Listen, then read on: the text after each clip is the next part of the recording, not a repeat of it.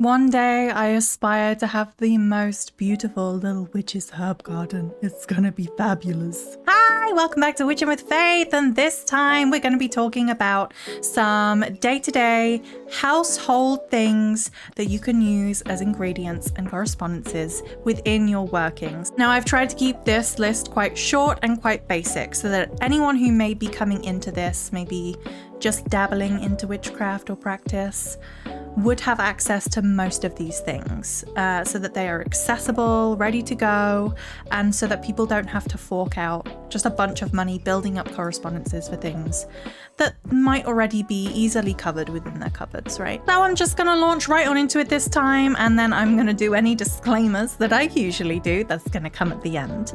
But let's start with a couple of basics that I would hope you would have just in your sort of seasoning collection. So the first one obviously is salt. Salt is just fabulous for usage within witchcraft and practice.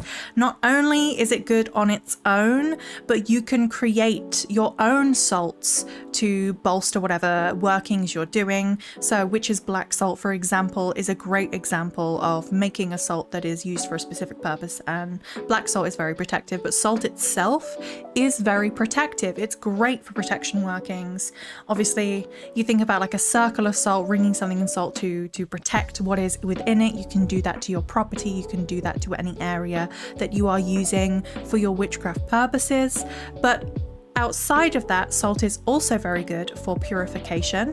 Putting something that you want to purify or cleanse on a bed of salt is a great example. And additionally, it's very good for wealth working. So salt used to be used across some different cultures across time as a form of currency. And so using salt in a wealth working to sort of draw from that kind of energy is a possibility for you. On the other end of that, we have black pepper, peppercorn, also a very good protective kind of correspondent or ingredient in any working that you may do. It's also very purifying, banishing. So if you need to banish a negative energy, keep some negative energy or unwanted people sort of out of your space, sprinkling it, putting it in some water and sort of flicking it around the area, crushing it between your fingers is a really good option there. But it's also very good for igniting your inner fire and giving you strength and courage for something that you may want to be doing. I am going to include in this, because the first of the month just went by, and if you do any first of the month workings, you'll know that cinnamon has a good place in this video. So cinnamon is known for prosperity and abundance. You blow it through your door on the first of the month to bring that into the new month for you. It can also be used for protective workings, as well as being used for bringing in passion and love. Next, we're going to be moving on to some just basic herbs that you might find in your cupboard. There are so many herbs and so many spices. I cannot put every single thing on this list, so we're just going to keep it nice and short and basic, and I kind of went off what I have in the house. So we're going to top this one with the goat, the one, the herb that is consistently used and referenced, and that is rosemary. Rosemary is a fantastic herb. It has been used all throughout time, all throughout cultures. It's considered like an old one. Rosemary has been used for the sun and sun workings, for water and fire and water and fire workings. It's changed through time. It's often used today for protection and cleansing purposes. It's one of those that you can kind of bundle up and light and use the smoke to do a smoke cleanse with. But rosemary through time has been used in things like love workings. It's been used on weddings in bringing that love in, as well as having strong affiliations for memory and retention. So if you're looking to do any learning workings or boost your retention in something, rosemary could be an option for you. Next up, going off of that attracting love vibe, we have basil. Basil is also an old one and is named after the Greek word for king. So it's king herb. So basil is great for attracting love. It is a very fragrant herb and was often used for perfumes, for royal people, higher ups, and would be good for attracting love in that way with that very nice perfume that it has. Basil also has very strong affiliations with sort of abundance and prosperity, and so I like to blow basil with the cinnamon through my door on the first of the month personally. You don't have to do that, I'm just an extra person. But basil is also good for luck workings as well as bringing in energy. Continuing on with kind of wealth and luck vibes, we have mint. Mint is such a lovely one. Again, a very fragrant herb. It is strongly associated with wealth. If you think about the word mint and what that means in terms of money and wealth, that can tell you a lot. Mint has also got quite strong cleansing associations, but it is an excellent one for communication. So if you're hoping to improve some communication or get some communication going between you and a person, or even with yourself, mint is right there for you. Moving on to thyme. Thyme is a fantastic healing herb. It has strong associations with healing as well as love and lust. So if you're looking to bring any of that your way, choose a little bit of thyme there. Thyme is also strongly associated with boosting your psychic abilities. So if you're looking to do a working that helps improve your psychic abilities, maybe you're working on some things to aid you in that manner, thyme could be helpful in a pinch. And going off of those psychic ability boosting vibes, we're gonna come around to garden or common sage.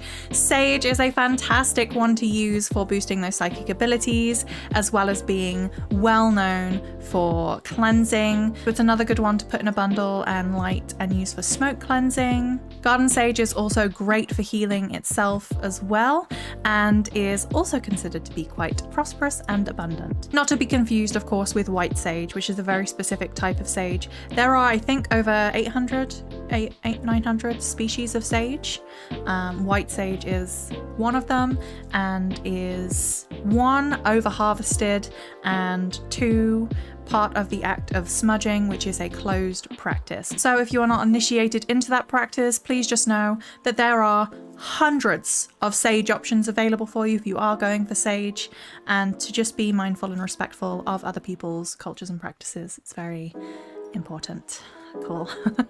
But that kind of rounds up the main herbs that one may have in their cupboard. Obviously there are like a bajillion herbs out there that you could be using, and I can't cover them all in this one. So those are the kind of go-to ones that I would use, or that I would have available, or that would be ready to go in my cupboard or in many people's cupboards. But maybe you're not a herby person. I'm going to go through a couple other things you may just have in your kitchen, good to go, ready for your craft purposes. We're going to start nice and simple here with bread. Most people will have access to bread. Now, like sage, which has hundreds of options, bread has so many options, and it will affect the correspondences and the characteristics that it has depending on what kind of grain you're using, the way it's prepared. Are there knots in the bread? All sorts of things will affect the energy and the essence of that bread, essentially, and what that will mean to you. In a very general term, bread is very, very useful for health purposes, for hearth, home, and hospitality, as well as peace offerings. Bread is excellent for all of those things. If you think about inviting someone into your home, you offer them bread.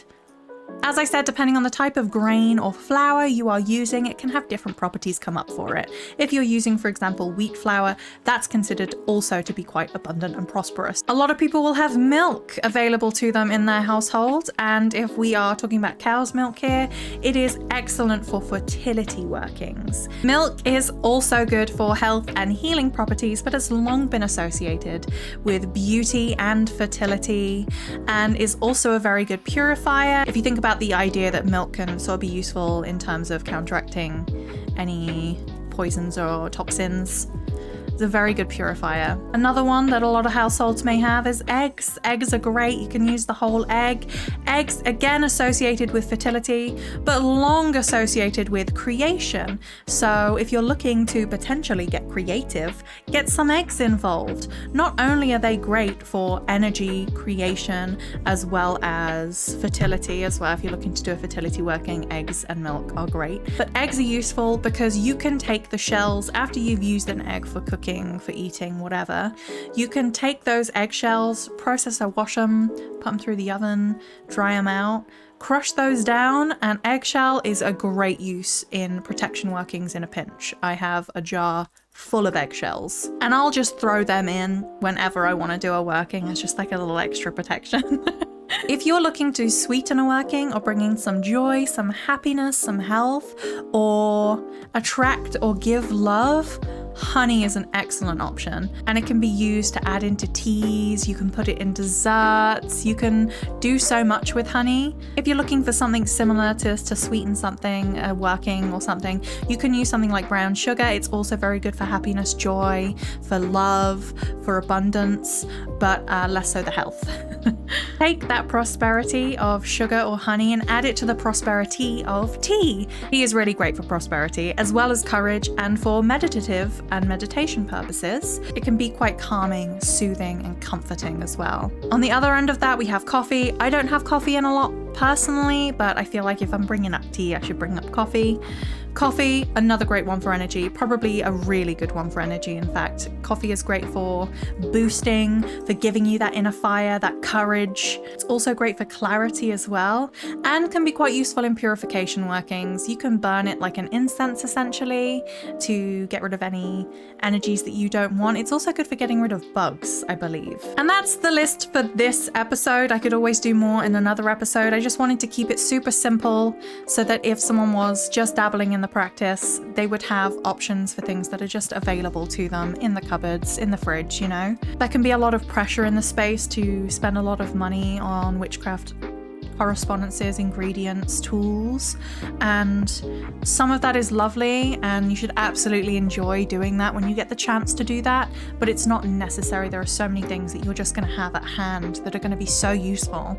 At the end of the day, everything, almost everything in this world has some sort of magical correspondence to it that you can utilize within your workings. This just happens to be a very small list. A couple of disclaimers, like I promised. One is that this list that I have, the correspondences that I talk about within those ingredients, within those items, that's going to be different for everyone. It can be different for so many people depending on where you grew up and your region, the culture that you may belong to, or the practice that you may belong to. Additionally, all of those things have long lists of correspondences. I've just touched on a few for each one of them. And so the best thing that you can do for you and your craft is to get to know the energies of these correspondences. Sit with them in your hands, feel the energy that they have. If you can ingest them, feel how that feels when you have ingested it. What does it bring to you? What kind of energy is speaking to you within those things? Feel what those energies feel like. Mix your energy in with it and feel what that feels like. Because I really believe that the best thing that you can do for your craft is